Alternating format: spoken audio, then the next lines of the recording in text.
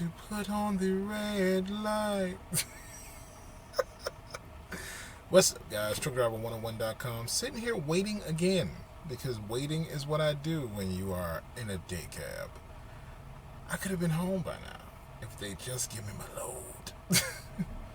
Alright, guys, so here's the thing. A lot of guys, we've been talking about income lately. You know, last video I talked about making $1,000 a week. Let's clarify this. Right, making money means it's the money you take home.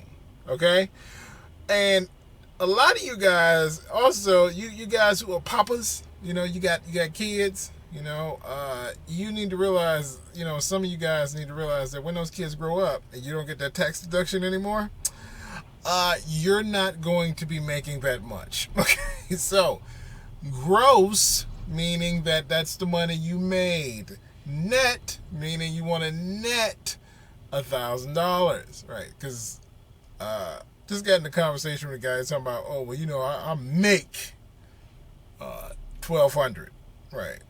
I said, that's what you net?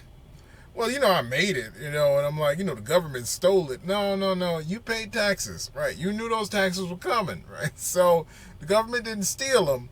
You had to pay taxes. That's a fact, right? So, and he's one of these guys who's suffering from the reality children do leave home, right?